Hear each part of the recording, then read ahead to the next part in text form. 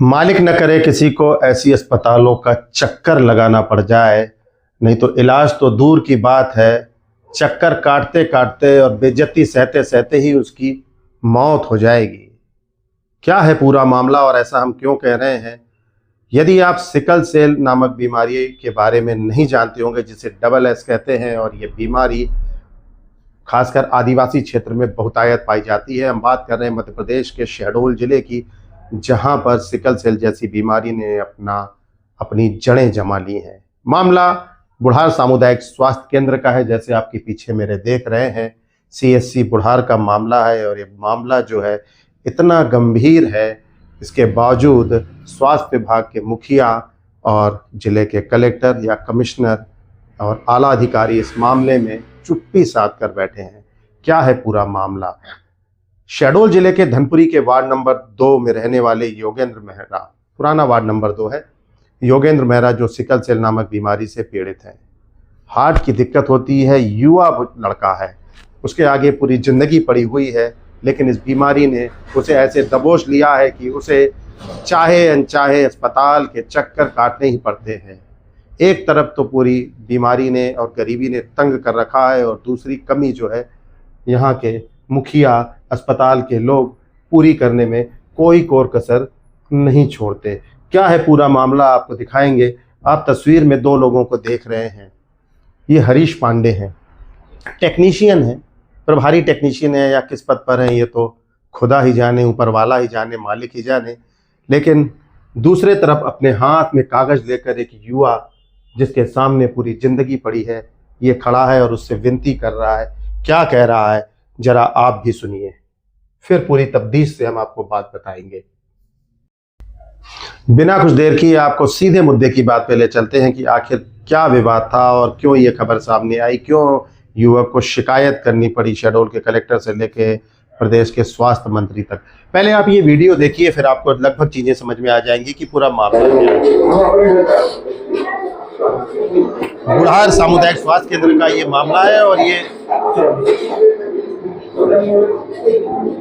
आपने देखा कि हरीश पांडे जो है वो लेकर जा रहा है, युवक जो है उसके पास किसी बात को लेकर गया था, और आप इस चीज को ध्यान से सुनिएगा।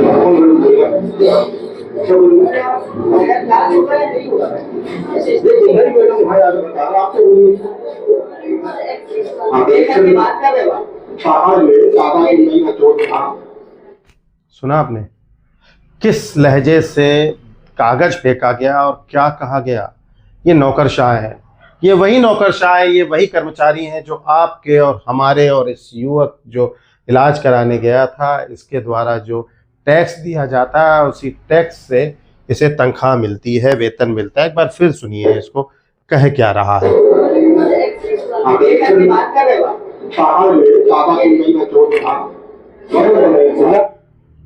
ज्यादा गुंडई, और उसके आगे जो कहा वो कहने लायक नहीं है कि मैं आपको कह के बताऊं। इसके बाद क्या हुआ, युवक क्या कह रहा है, और इस बारे में और जो जिम्मेदार हैं वो क्या कह रहे हैं, ये भी सुनिए। ये क्यों नहीं हो जा रहा था, तभी ठीक नहीं तो।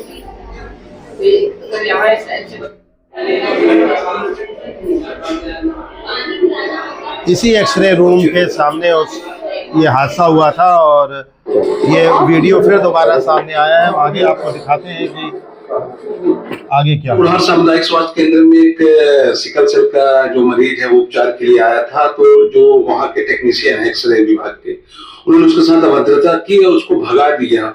इसका उसने वीडियो भी बनाया। इस संबंध में आपका क्या कहना है?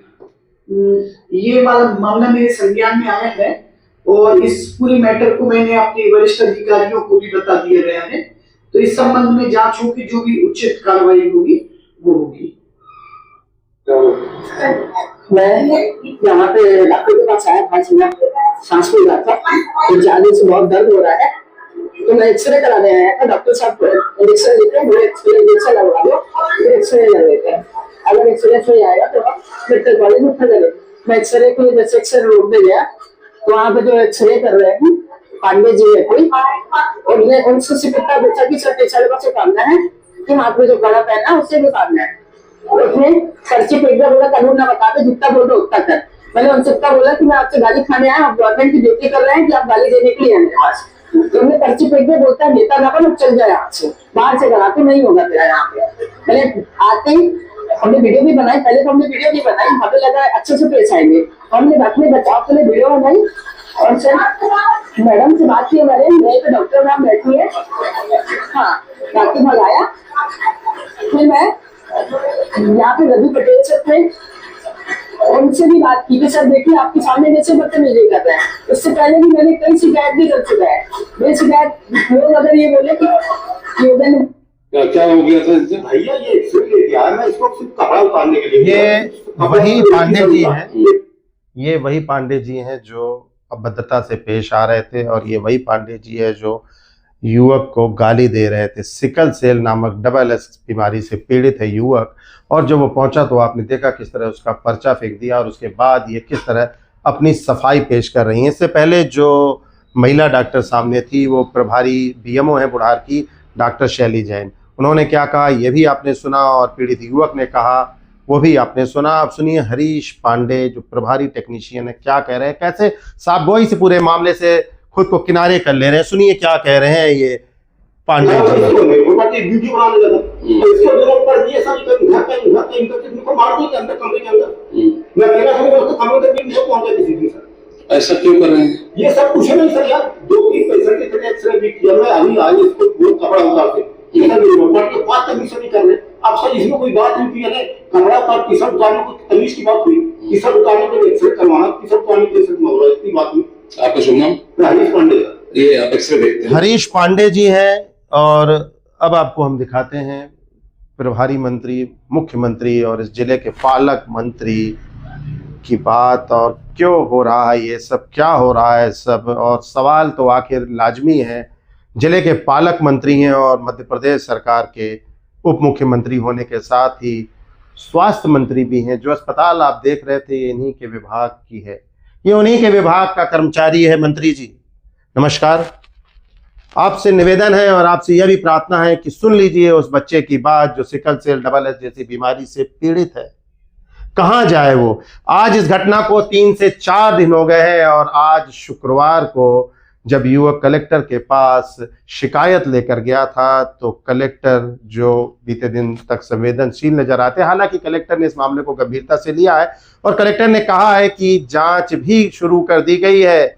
वीडियो जमकर वायरल हो रहा है, लोग तरह तरह की टिप्पणियां कर रहे हैं प्रदेश सरकार से लेकर पालक मंत्री तक को भी कि क्या हो रहा है आपके जिले में, क्या आपको दिखाई नहीं दे रहा है, क्या कर रही है आपकी आईबी इंटेलिजेंस ब्यूरो जो आपका लगा हुआ है, क्या कर रहा है, क्या रिपोर्ट पहुंच रही है आपके पास। सिकल सेल जैसी बीमारी, हार्ट से बीमार से पीड़ित है बच्चा, उसकी आर्थिक स्थिति इतनी अच्छी नहीं है, यदि उसके साथ कुछ घटना कारित हो जाती तो क्या होता। पांडे जी को भी सबक मिलना चाहिए और पांडे जी को भी अपनी स्थितियों को, गलतियों को सुधारना चाहिए।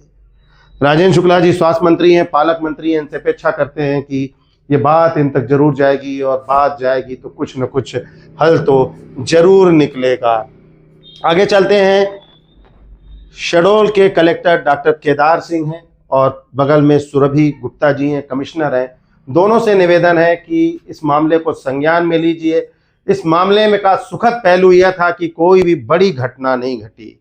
जिस स्थिति में युवक है, जिस स्थिति में युवक की स्वास्थ्य इस समय है, वो कोई भी बड़ी घटना हो सकती थी, उसकी मौत भी हो सकती थी। यदि ऐसा होता तो फिर उसका जिम्मेदार कौन होता, ये आपने अपने आप में बड़ा सवाल है और सभ्य समाज के लिए भी सवाल है, और कलेक्टर डॉक्टर केदार सिंह और कमिश्नर सुरभि गुप्ता के लिए भी सवाल है कि उनकी मौजूदगी अगर यहाँ पर है और उनकी मौजूदगी में ऐसा हो रहा है तो ये अपने आप में बहुत बड़ा सवाल है। और सवाल इनके लिए भी है, डॉक्टर राजेश मिश्रा सीएमएचओ है शहडोल के, काफ़ी समय से प्रभार पर हैं और बहुत अच्छे संवेदनशील माने जाते हैं, लेकिन इस मामले में इनकी चुप्पी, जमीनी स्तर पर कोई कार्रवाई नजर नहीं आ रही है। और आज घटना के तीसरे दिन जब युवक दोबारा कलेक्टर के पास पहुंचा तो ये सवाल अपने आप में खड़ा हो गया कि प्रशासन तो शायद सोया हुआ है, सोना नहीं है, जागना है। और हम सवाल आपसे पूछते रहेंगे कि आखिर कब तक इस तरह की घटनाएं जो हैं वो होती रहेंगी।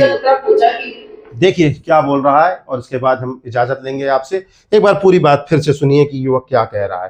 ठीक है, वैसे मुझसे उतना पूछा कि ये कड़ा क्यों काट रहे हैं टी शर्ट के साथ? इतने तो गुंडा क्या बन रहा है? जितने वो लोग लगा ना